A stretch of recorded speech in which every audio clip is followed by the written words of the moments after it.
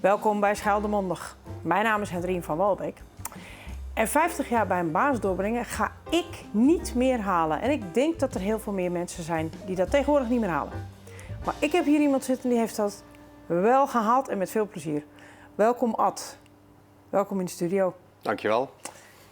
Ad, allereerst, wie is Ad Stoffels? Wie ben jij? Nou goed, ik ben Ad Stoffels en ik woon in Oostburg. Ik ben getrouwd met Hanny. Ja. En 2 kinderen, 2 dochters. En nog 2 kleinkinderen. Leuk. Kleindochter en een kleinzoon. Ja, Dus, mooi. Ja, Jullie wonen hier al jaren. 36 jaar. 36 jaar in Oostburg. Ja. Ben je hier ook geboren in Oostburg? Nee, in Zaamslag. In Amsterdam. Nou goed, Ja. dat is ook Zeeuws-Vlaanderen. Dat is net over de kanalen. Maar we hadden het er net al over. 50 jaar bij één baas. Ik ga het niet meer halen. Jij hebt die mijlpaal gewoon op een, volgens jou zeggen, hele makkelijke manier gehaald. Ja, op een makkelijke manier. Ja, dat ging eigenlijk ongemerkt. laat ik maar Ongemerkt. zeggen. Ja, Ongemerkt. ja. Begin eens met het begin. Hoe ben jij, want het bedrijf waar we het over hebben was toen Eiken-Hogendoorn. Ja. Tegenwoordig heet de Sindusgroep natuurlijk. Ja. Hoe ben je daar terecht gekomen? Nou ja, ik ben de LTS gedaan. En daarna zou ik naar de MTS gaan. En daar heb ik ook een korte periode vertoefd. Tot ik buiten gewipt werd op de Oh, MTS. je mocht niet meer terugkomen. Nee, dat liep allemaal niet zo soepel daar. En, Oké. ik was ook niet zo'n leertype, dus dat was niet mijn ding. Oké. En dat was ook niet de richting die ik eigenlijk had moeten doen. Dus, Ah ja, dan wordt de combinatie wordt er niet beter van. Dat was het niet. Dus nou ja, ik was dan buiten en ik dacht ik kan rechts naar huis en ik kan links gaan kijken of ik, voor ik thuis mijn werk gevonden heb natuurlijk. Oh, dan heb je in ieder geval goed excuus om te vertellen. Het een en het ander te vertellen. Dus nou, de stalbedrijven had je daar 2, dacht ik. Ja, in feite had je daar ook nog een Eiken-Hogendoorn. Ja. En Eiken-Hogendoorn, daar ben ik binnengestapt. En gevraagd of ik daar kon beginnen. Dus, Ja. en ik kon direct beginnen. Oh, dat is makkelijk. Ja. Oké. Dus ik had werk. Dat is leuk. En Ja. dan kom je net van school af en je direct in een bedrijf. Wist je überhaupt wat ze daar deden? Jawel, jawel. En ik had opleiding voor bankwerker gevolgd. Oké. Draaien en frezen en lassen. Dat had ik allemaal al gevolgd. Ja. Dus ik wist wel wat het inhield Wat natuurlijk. het inhield. Oké. Maar ja, dan ging je pas echt aan het werk. Hè. Dus, Ja, dan begint het even pas. Dan kom je dus in dienst bij een werkgever. En dat is dan nu net iets meer dan 50 jaar geleden. Ja. Je begint daar. Je begint ergens natuurlijk. Dat doen we allemaal. Ja, ik kwam daar binnen en ja, op de maandagmorgen kon ik daar beginnen. En dan was er een voorman en die zette me dan bij een stalwerker, een bankwerker. Ja, En dat was in mijn ogen al een oude man natuurlijk. toen wel. Maar die was een stuk jonger dan mij nou. En dat die zei, goed opletten wat ik doe. Want die zei, straks ga je het zelf doen. Hè. Dus, Oké. en zo gezegd, zo gedaan natuurlijk. Goed opgelet en goed kijken hoe hij het deed. Nou, dan ging natuurlijk alles nog met de hand, weinig mechanisch. Dus, ja. Ja. Maar goed, je gaat daar aan de slag. Ik bedoel, dan ben je nog niet 50 jaar in dienst bij een bedrijf. Hoe ontwikkelt zich dat dan? Heeft zich dat bij jou ontwikkeld dat je nu uiteindelijk kan zeggen van ik ben 50 jaar daar in dienst geweest met uiteraard volle plezier? Hè? Ten eerste is een bedrijf waar heel veel mogelijk is met veel andere takken in het bedrijf waar dingen mogelijk zijn. Mm-hmm. En dan je rol eigenlijk van het ene en het andere. Ja. Als je daar voor open staat in ieder geval, als je dat wil. En ik wilde dat wel. Ik zat een poosje in die werkplaats en dan kon je ook naar de buitendienst. Oké. Dus overdag zaten we in de werkplaats en in het begin dan gingen we 's avonds op de buitendienst overwerken. Hè? Oké. En de volgende dag weer terug op de werkplaats. En de buitendienst is de montage? Op de montage, Ja. ja. Oké. En van lieverlee kwam ik terecht in de buitendienst, in de montage. En stalbouw. En dat begonnen we dan, dat was toen in het beginjaren ook van Douw. Ja. Nou, die was toen al een poosje bezig natuurlijk, maar dat was het nog lang niet wat het nu is. Nee.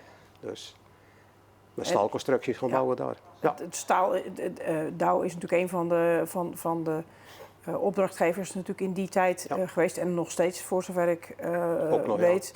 Ja. Maar natuurlijk zijn er natuurlijk andere fabrieken in de kanaalzone die natuurlijk ook een hoop montage, CQ staalwerk nodig hebben, waardoor je inderdaad...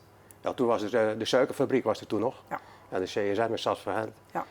En dat was natuurlijk, na de campagne was er altijd heel veel werk daar. Voor verbouwen van stalconstructie en leidingwerk. Ja. En daar zaten we dan natuurlijk ook regelmatig allerlei klussen uit te voeren. Ja. Ja. Hoe ontwikkel jij je heb jij je ontwikkeld in het begin bij toen nog Eik Hoogdoorn? Jawel, want ik ben s'avonds, er werd ook veel gelast natuurlijk. Mm-hmm. Dus ik ben s'avonds nog lastcursus gaan volgen, elektrisch lassen en autogeen lassen. Mm-hmm. Ja, dat wordt bijna niet meer gedaan nou, autogeen. En elektrisch met elektroden ook weinig. Dus dat is een hele grote verandering geweest. Dus dan had ik mijn lastdiploma en dan kon ik met een pijpfitter mee op de montage. En, die zei, als je kan lassen, die zei, dan kun je deze leidingen wel lassen. Hè? Ja, ik zei, ik heb net mijn diploma gehaald. Hè? Dus nou, die zei, las het maar. Hè? Die zei, als de druk op komt, dan zien we wel of het lekt. Hè? Oké. Dus ja, nou, ging het ook allemaal goed. Het is niet uit elkaar geklapt. Dus. Nee, oké. Nou ja, de ontwikkeling was vooral door leren, door te doen, zeg maar. En niet eerst 3 jaar in de schoolbanken te zitten, maar gewoon dat te gaan. Ja, ik had natuurlijk nog wel van het bedrijf uit, was er toen de B-metal. Dat was een 2-jarige leren en school, of leren en werken. Ja. Dus 1 dag naar school in de week. Ja. En dan deed je examen, praktijkexamen en theorie-examen. En dan had je je diploma voor bankwerker. Hè? Ja, dat principe kennen we in deze tijd natuurlijk ook nog een beetje, maar dan waarschijnlijk wel in een andere vorm. Maar natuurlijk wil je, denk ik als persoon, wil je 50 jaar in dienst zijn bij een bedrijf, wil je jezelf natuurlijk een beetje ontwikkelen. Wil je natuurlijk ook wel eens wat anders doen, denk ik. Want ik bedoel, jarenlang alleen maar lassen. Nee, dat was ik ook niet van plan. Hè? Nee. Ik moest toen in dienst. En, ja, natuurlijk. Heb ik ook nog gedaan. Ja. Dus nog 14 dagen in dienst geweest. Of 14 maanden. Ja. En daarna kwam ik weer terug. Dus, en de deur stond open, je kon gewoon zo weer beginnen. Ja, maar het was nog niet zo'n beste periode toen. Dan was het niet zo hek veel werk. Ja. Maar goed, ik kon toch terugkomen toch. Okay. Ja. Heb je überhaupt naast het binnen in de werkplaats, zeg maar, en de montage buiten over het algemeen, ook nog andere dingen gedaan binnen de firma? Want Eike Hoogdoorn heeft natuurlijk heel veel afdelingen. Fiberstruct, Amar Plastics, Ferrous is natuurlijk het staalstuk en Arentus is natuurlijk de verhuurtak die ze natuurlijk toen ook al een beetje hadden, maar dat is nu natuurlijk allemaal wat verder uitgebouwd. Ja, Amar Plastics die was toen net, dat begon net op te starten toen, dat was net een opkomst. Ja. De eerste jaren begon dat toen en toen werkte ik er ook al. Ja. Dus er werden er ook pijpen op die fabrieken gelegd, die keurstofpijpen, daar was ook staalconstructie voor nodig. Ja. En toen moest ik wel eens mee om supports aan te passen en omdat er iets veranderd moest worden of dat het er extra bij moesten. Dus ja, ik was er toen mee klaar. Ja. En ik dacht, die pijpen die kan ik ook wel aan elkaar knopen. Dat lukt wel. Dat zag er niet zo heel moeilijk uit. Je hebt ook een paar foto's meegenomen. Kun jij bijvoorbeeld van deze foto iets vertellen hoe wij dat moeten zien? Want voor jou is het natuurlijk gesneden koek, maar wij zien hier... Ja, dit was in Antwerpen op een fabriek. En, een betonnen gebouw eigenlijk helemaal. En daarin moesten allemaal staalconstructies gemonteerd worden. En die werden dan grotendeels beneden in elkaar gebouwd. Met een ploeg. Ja. En boven stond er een ploeg om die te ontvangen naar boven en te monteren met een kraan. En een hoogwerker. Dus ja. Oké. Ja, dat is heel bijzonder. Wat gebeurt hier? Ik bedoel... Ja, dit is ook een fabriek, ook in Antwerpen. Er was veel werk in Antwerpen, op diverse fabrieken. Dus we proberen zoveel mogelijk staalconstructie in 1 keer in elkaar te bouwen. Ja. Dus zo groot mogelijke stukken. En dan in 1 keer op te pakken met een kraan. En er dan tussen te laten zakken waar het moet komen, over de ankers heen. Dus dat is behoorlijk... toch precisiewerk met zo'n kraan. En staalconstructie tussen een draaiende fabriek. Ja. Want alles blijft gewoon doorgaan. Hè. Alle leidingen zitten onder druk. En dat... Bijzonder. Ja. Dat wordt niet stilgelegd voor het werk wat wij moeten doen. Dus In veel gevallen niet. eigenlijk nooit. Ben jij ook, ik bedoel, in jouw ontwikkeling, jij hebt natuurlijk een stuk montage gedaan, maar ben jij ook verder gegroeid in de zin van, noem maar wat, directeur geweest of wat dan ook? Was Nee, dat die een hadden ze al, ambitie? Ja, dat snap ik. Nee, ik ben nog... Dus je 15 jaar veel na veranderd. verloop van tijd dan hing ik met de ploeg montage voor stalconstructie als voorman. Hier over in de regio en ook in het buitenland en dergelijke. En, Ja. ja. Dus dan, dat doen ze nu nog, overal naartoe voor stalconstructie zetten met de ploeg. Maar dan heb je natuurlijk ook een wat meer aansturende Ja. functie Ja. richting datgene wat er moet Dan ben gebeuren je op meer dat project. verantwoordelijk. Dan Ja. zorg je dat vergunningen in orde zijn en Ja. dat de regels nageleefd worden. Ja. Want jij hebt ook nog bij Amer Plastics gewerkt. Ja. Ik zei toen ben ik daar al werkende zo binnengerold daar. Dus toen ben ik daar een beetje blijven hangen bij Amer Plastics. Toen was het in de stalbouw niet zo heel druk op dat moment. Ja. Dus toen ben ik een poosje overgestapt naar Amer Plastics. En we hebben toen ook nog een hele poos op de Schelde gewerkt, hier in Vlissingen. Ja. En daar heb ik nog een opleiding gehad voor koperslager. En dat is dat had alles met piping te maken. Dus dat kwam natuurlijk perfect uit. Ja. Dus dat kon ik daar weer goed toepassen. Dus daar werd ik ook voorman van de pijpfitters. Ja. Dus dan, om de duur zat ik nog in Italië om te werken. Dus Oké. Nou, met een ploeg. ik begin een beeld te krijgen hoe je dat inderdaad 50 jaar op die manier natuurlijk kunt doen. Ik bedoel, Het is niet saai. nee. Nee. Maar dat is denk ik hetgeen wat jij er zelf van maakt natuurlijk. En ook wat jouw ambitie is natuurlijk. De grote vraag is natuurlijk, hoe hou je zoiets 50 jaar vol? Ik bedoel, ik vind het een enorme prestatie en ik ga het Ja, je goed. niet nadoen. Nee, maar goed, je krijgt ook de kans om het te doen. En je moet de kansen ook weer zien. En er zelf op inspringen natuurlijk. Maar dan, dan krijg je ook de mogelijkheid om dat verder uit te voeren. Ja. Dus het is niet zo ze zeggen van nee, je doet dit en je blijft dan de rest van je werkzame leven doen.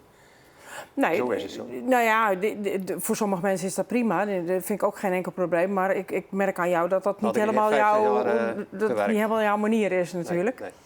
Nee.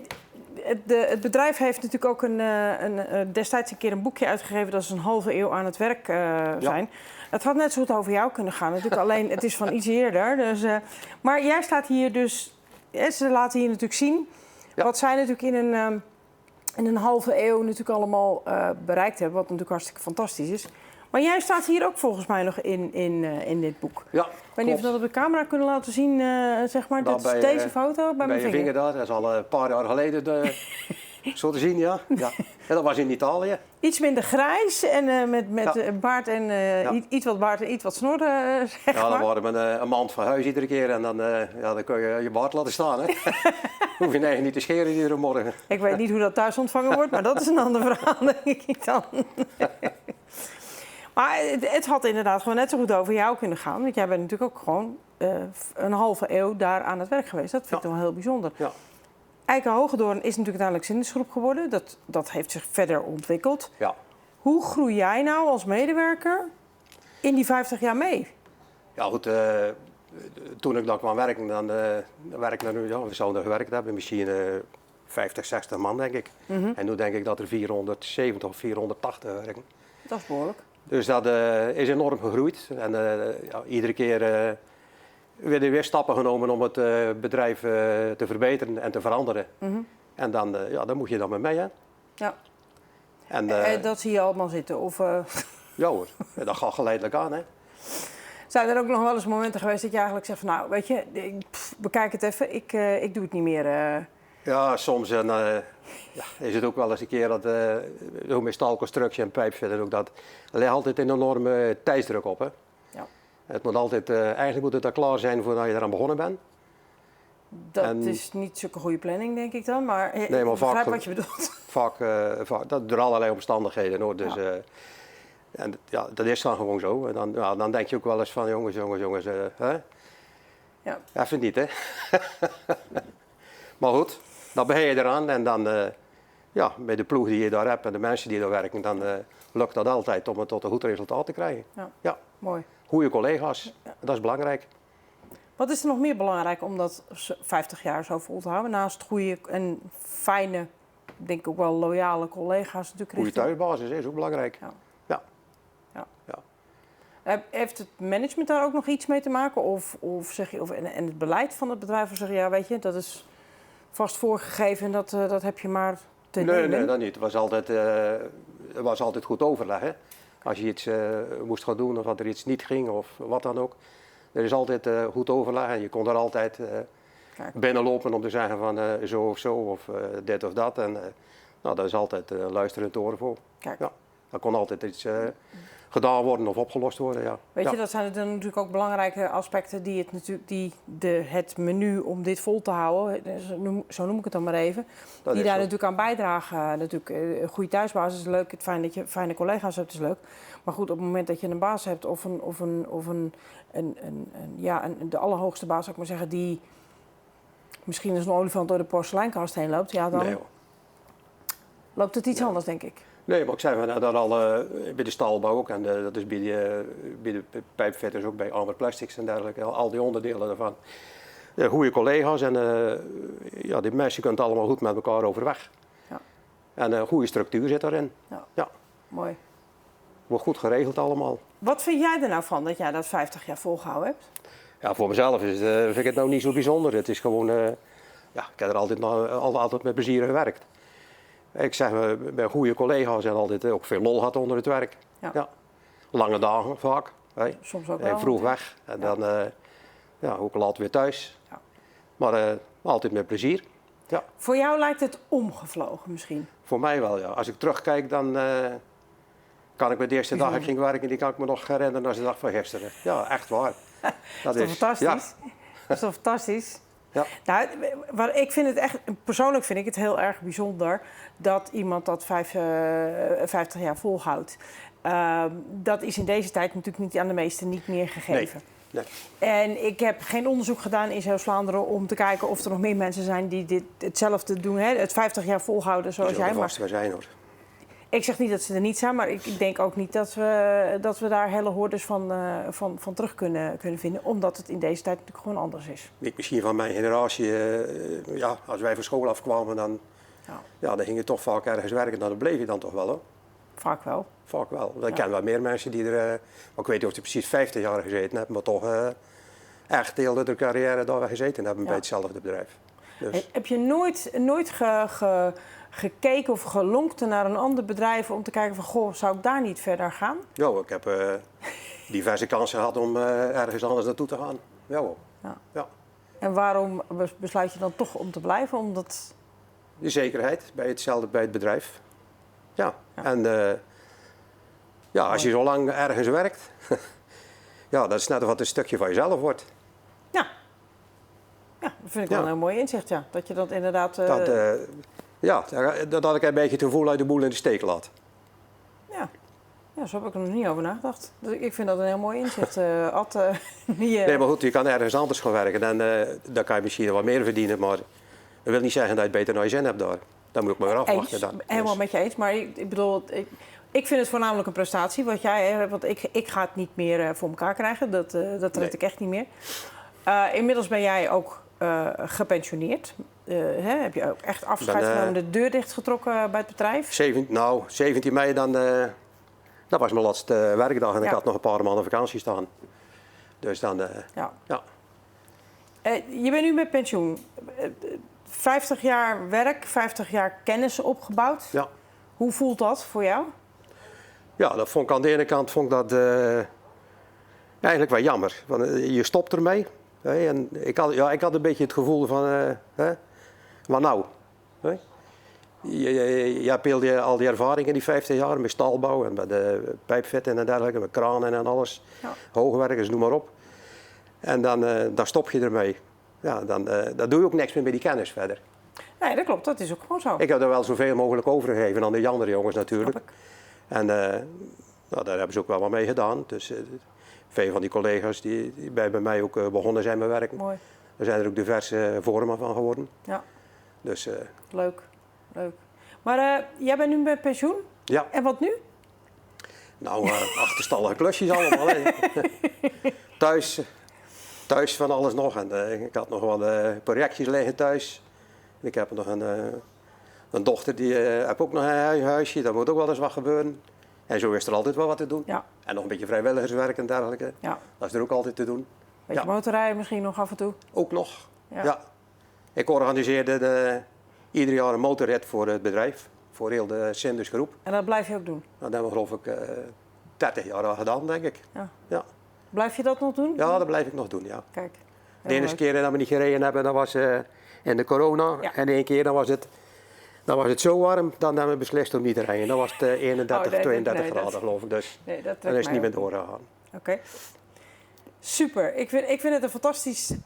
ik vind het nog steeds bijzonder dat iemand dat 50 jaar bij een baas vol kan houden. Ik ben ook blij dat je daarover verteld hebt. Het heeft mij ook wel weer inzichten gegeven. Dus dank je wel daarvoor. Dank Ik je wil nog wel. wel zeggen dat ik een prachtig afscheid gekregen heb. Kijk, dat is Ja. ook heel fijn. Om dat op die manier dan mooi af Ja, te kunnen sluiten. Dat bij was het echt bedrijf. fantastisch. Ja, Dank je wel, Ad, dat je dit verhaal wilde vertellen. dankjewel. Ik wil de kijkers ook bedanken voor het kijken naar deze uitzending. En graag tot een volgende keer.